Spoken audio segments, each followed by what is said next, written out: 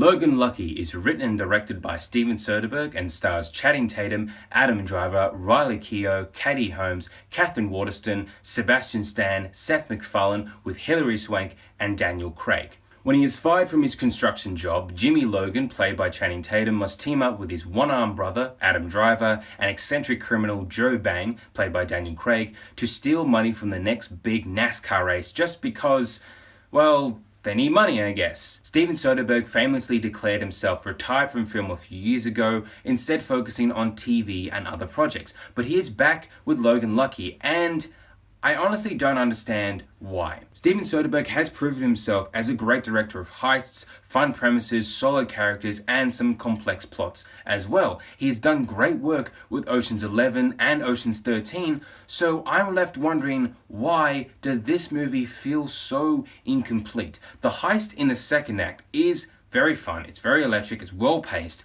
but the lead up to that heist is incredibly uninteresting and way too long, and then the wrap up of everything in the third act literally makes no sense whatsoever. It isn't funny or memorable enough to warrant such a massive cast. I think that Channing Tatum, Adam Driver, and Daniel Craig are doing fine for what they are. I think that Keough and Holmes are completely wasted. Sebastian Stan has no role whatsoever. Seth MacFarlane is doing a terrible British accent, and Hilary Swank is literally an afterthought. The only actor I was thankful to see not that much of was Catherine Waterston, because I find her exceptionally bland, and I've made that point very clear in my Alien Covenant review. This movie is sloppily written, it's poorly paced in those first and third acts, the performances don't grab you, it's trying for these dramatic moments towards the end which do not feel set up at all.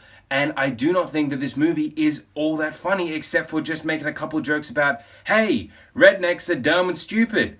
There's one joke in this movie that actually had me laughing a lot. And it's a joke directed towards George R.R. Martin and his Song of Ice and Fire books. And that's it. Like, that sequence was great, and then the rest of the movie just kind of happens.